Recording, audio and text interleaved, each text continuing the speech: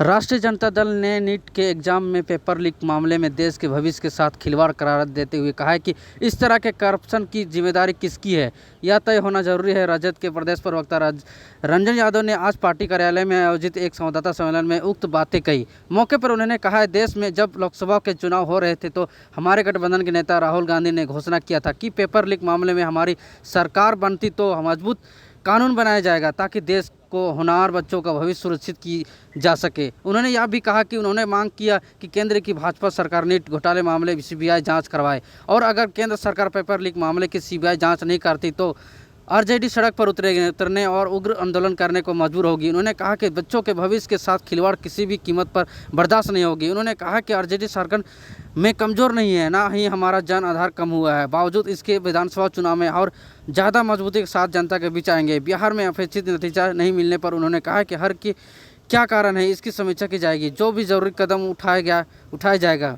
सुनिए क्या कुछ कहा। इलेक्ट्रॉनिक प्रिंट मीडिया के सामने हमारे राष्ट्रीय जनता दल के प्रदेश के उपाध्यक्ष अनीता जी, प्रदेश के महासचिव कमलेश यादव जी, युवा के प्रवक्ता क्षितिज मिश्रा जी और युवा के प्रवक्ता मनोज यादव जी, आज का प्रेस वार्ता का मेन मुद्दा जो है देश का मुद्दा है। देश कैसे आगे बढ़े और अभी हाल में चुनाव हुआ, देश का चुनाव हुआ, सरकार बनी। सरकार बनते ही देश में इतने बड़े बड़े हादसे, सबसे बड़ा हादसा जो नीट का परीक्षा लगातार उसका जो प्रश्न पत्र लीक हुआ, प्रश्न पत्र लीक होने के कारण एक ही कहीं न कहीं ये सेटिंग था कि एक ही कुछ ऐसे इंस्टीट्यूट से कुछ बच्चे को लगातार उसमें 720 मार्क्स आए। देश में बहुत बड़ा उबाल है, इससे देश का भविष्य का सवाल है। जो हमारे बच्चे इतना मेहनत कर रहे हैं, इतना मेहनत से दिन रात लगन से पढ़ते हैं और उनके उम्मीदों पे पानी फिर जाता है ड्यू टू इसमें कि प्रश्न पत्र लीक हुआ। प्रश्न पत्र लीक हुआ तो कैसे लीक हुआ, इसका जवाबदेही कौन लेगा? इसका जवाबदेही तो होना चाहिए। हम जब चुनाव लड़ रहे थे, हमारे कांग्रेस के नेता राहुल गांधी जी ने बताया कि हम प्रश्न पत्र जो लीक हो रहा है, लगातार लीक हो रहा है, उसके लिए हम कानून बनाएंगे, मजबूत कानून बनाएंगे। लेकिन अभी इस सरकार को कुछ ऐसा नहीं दिख रहा है कि प्रश्न पत्र लीक हो रहा है, उसमें कोई कानून बन रहा है। अब कानून बनाया जाए। इससे तो हमारे बच्चे जो मीडियम क्लास के हैं, जिनके पास पैसा नहीं है, जो सेटिंग नहीं कर सकते हैं, वो काफ़ी हतोत्साहित है। बहुत लोग इसमें बच्चे लोग अपना फांसी भी लगा रहे हैं, बहुत लोग सुसाइड कर रहे हैं। इन सब चीज़ों पे हम लोगों ने निर्णय लिया है कि अगर सरकार नहीं सुनती है, इसमें सीबीआई जांच नहीं होता है, इसमें जो दोषी है उस पर कार्रवाई नहीं होती है, तो एक बहुत बड़ा आंदोलन हम लोग करने जाएंगे और आंदोलन करेंगे कि इसमें कार्रवाई हो। अभी आज ही हमारे बिहार के जो मंत्री हैं, कानून मंत्री, विधि मंत्री, उनका कहना है कि इसमें सीबीआई जांच का क्या मतलब है। अरे इतना बड़ा देश के लिए का एग्जाम है, पूरे देश लेवल पे होता है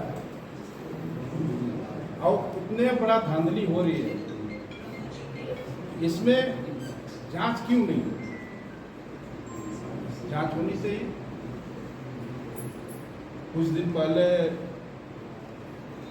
वैष्णो देवी से आ रहे तीर्थयात्रियों पे आतंकी हमला हुआ। हमारे प्रधानमंत्री कहते हैं कि हम बहुत सशक्त हैं, चौकीदार हैं, बहुत चौकसी से चौकीदारी कर रहे हैं। तो कैसे घुस रहे हैं आतंकवादी देश में? इतना बड़ा हमला हुआ, कितने लोगों की जान गई?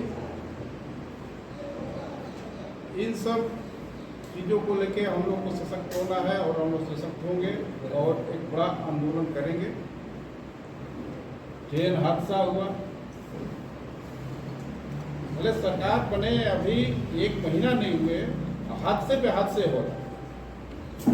सरकार बड़ी बड़ी बातें करती है, लंबी लंबी बातें करती है कि हम कानून व्यवस्था को दुरुस्त करेंगे, देश को विकसित बनाएंगे, लेकिन अभी कुछ ऐसा दिख नहीं रहा है। और दूसरा सवाल ये है कि बिहार में लोकसभा चुनाव में जिस तरह का दावा किया जा रहा था, उस तरह का नतीजा आपके पक्ष में नहीं आया, इसका कारण क्या है? देखिए, बिहार का जो चुनाव है और झारखंड का जो राष्ट्रीय जनता दल का के बारे में बोल रहे हैं कि झारखंड में राष्ट्रीय जनता दल नहीं है। आप झारखंड में चाहे पलामू हम लोग लड़े या चतरा के बाद जनाधार का बात कर लीजिए, गोदा का बात कर लीजिए या कोडरमा का बात कर, जो भी वोट आया है, चाहे वहाँ से तो कांग्रेस लड़ा है, हमको मौका मिला नहीं, हमको एक सीट पे मौका मिला था जिसपे हमारा ठीक है हम हार गए, लेकिन हमारा वोट कम नहीं आया है, वोट हमारा बहुत अच्छा आया है उसमें। इससे आप नहीं कह सकते हैं कि आपका जनाधार कम हुआ है। और बिहार में जहाँ तक है तो हार का समीक्षा जो होगा वहाँ आपको बता दिया जाएगा कि हम लोग क्यों हारे हैं। अभी वहाँ की समीक्षा बैठक कुछ हुआ नहीं है और झारखंड में भी हम लोग 23 तारीख को समीक्षा बैठक रखा गया है, जो हम लोग चुनाव लड़े हैं उस पर लोकसभा में, इस पर भी हम लोग बता देंगे। महंगाई जिस मुद्दे पर चुनाव हो रहा था, जिस मुद्दे पर प्रधानमंत्री जी को लोगों ने बैकफुट पे ला दिया, उसके बारे में भी आज भी नहीं सोच रहे कि महंगाई के बारे में हमको सोचना है। देश के लिए बहुत ही चिंतनीय बात है, बहुत ही इसका राष्ट्रीय जनता दल हम लोग काफ़ी बड़ी निंदा करते हैं। और अगर इस तरह के हादसा होते रहा तो हम लोग बहुत बड़ा जन आंदोलन करेंगे देश के जो केंद्र में बैठी सरकार है उसके।